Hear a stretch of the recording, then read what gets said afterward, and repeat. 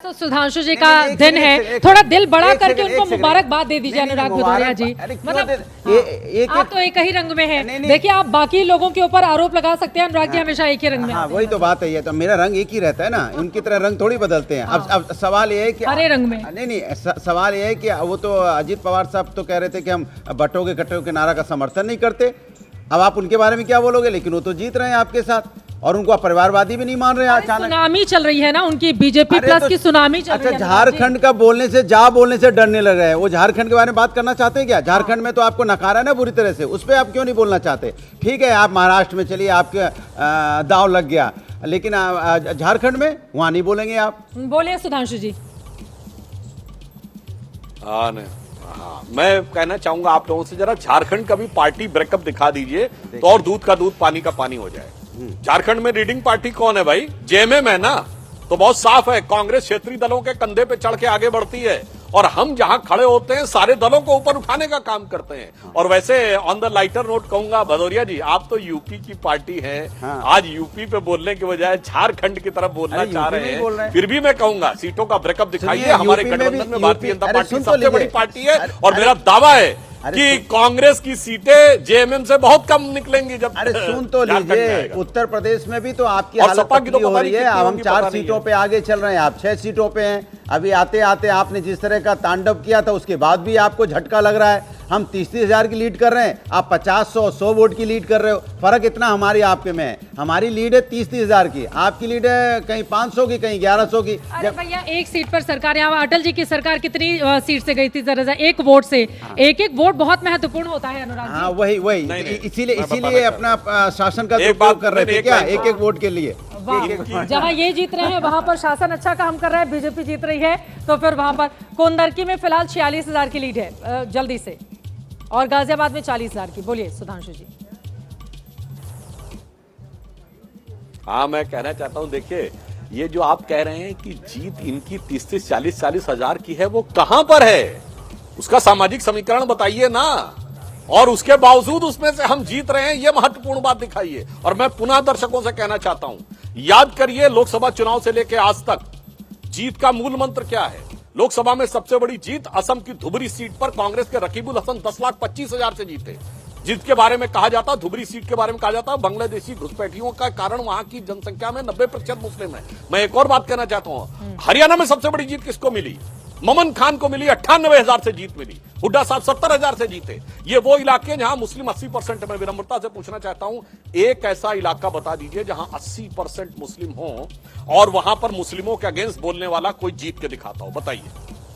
यहाँ तो खूब ये लोग जोर जोर से दहाड़ कर बोलते हैं और फिर कहते हैं देखो हमने अयोध्या जीत लिया, देखो हमने बस्ती जीत लिया। कुंदरकी और गाजियाबाद में जो 40-35 हजार की लीड है वो बीजेपी की। नहीं वो ये कह रहे हैं कि आज भी वो हिंदू मुस्लिम करने से बाज नहीं आ रहे हैं। अरे भैया सब हिंदुस्तानी है कि नहीं? आप बताइए, क्या आप उनको हिंदुस्तानी नहीं मानते? करहल में हम जीत रहे हैं, क्या वहाँ हिंदुस्तानी नहीं रहते? क्या वहाँ जो करहल में बिरादरी के लोग रहते हैं उनको हिंदुस्तानी मानते कि नहीं मानते आप? ये सीसामऊ में हम जीत रहे हैं, वहाँ हिंदुस्तानी मानते कि नहीं मानते आप? कमाल की बात करते हैं। नफरत क्या आपके खून में है क्या? इंजेक्शन लगा के चलते क्या नफरत का कि बोलना ही हिंदू मुस्लिम है? अरे जीत रहे हैं तो जीत की बधाई ले लीजिए, फिर भी नफरत है। हम तो कह रहे हैं कि आप जीत रहे हैं, अच्छी बात है, आपको हम महाराष्ट्र की बधाई दे रहे हैं, लेकिन आप नफरत की राजनीति से बाजी नहीं आ रहे।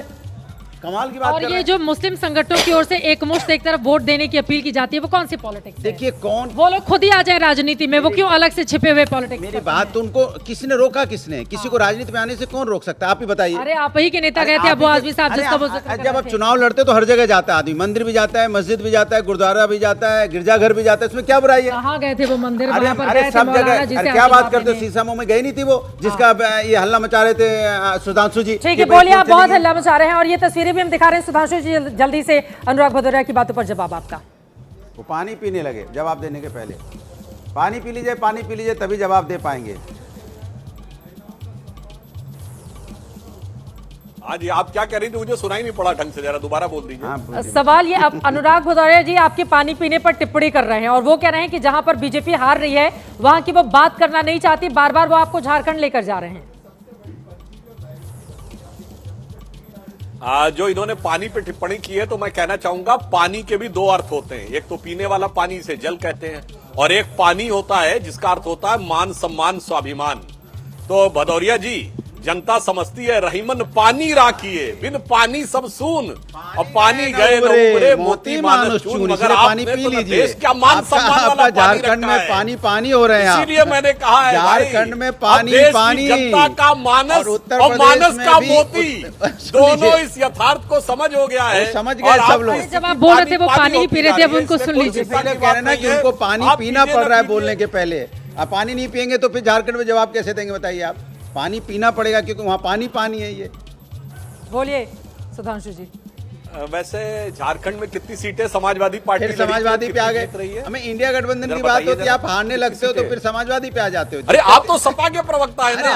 अरे हम तो देश के प्रवक्ता इंडिया गठबंधन के अरे हम तो प्रवक्ता हैं, तो हिंदुस्तानी यूपी हैं, में- हम तो अपने अरे आप को सुनिए। हिंदुस्तानी मानते हैं। आप मानते नहीं मानते मुझे पता इंडी गठबंधन नहीं के कि आप कहाँ प्रवक्ता का हैं। मानते ठीक है, हैं। अब जवाब ले लेते हैं, अच्छा, बाकी लोग भी हैं। चलिए, सुधांशु जी चलिए, जल्दी कोई से बात बोलिए, नहीं। बोलिए, जवाब भदौरिया दीजिए, जी। उनकी बातों पर जवाब दीजिए। भदौरिया जी, भदौरिया जी, तो इंडी गठबंधन के प्रवक्ता है तो कांग्रेस को कितनी सीटें दी थी आपने? यूपी में देखिए बड़ा गजब काम किया। अखिलेश जी ने कहा था हम यूपी में भाजपा को साफ कर देंगे।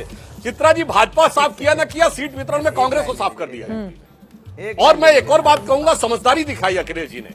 उनको समझ में आ गया था कि कांग्रेस ने उनके कंधे पे चढ़ के ऊपर जीत हासिल की थी। अब उन्होंने कहा मैं फालतू फंड में अब कांग्रेस को अपने कंधे पे चढ़ा के जीत नहीं दिखाने वाला। और मैं ये भी कहना चाहूंगा गंभीरता से कि कांग्रेस ने जो अल्ट्रा लेफ्टिस्ट एंगल लेने का प्रयास किया है, मुझे लगता है कि इस बात से उनको गंभीरता समझना चाहिए। शायद भारत की राजनीति का यथार्थ उनके समझ में नहीं आ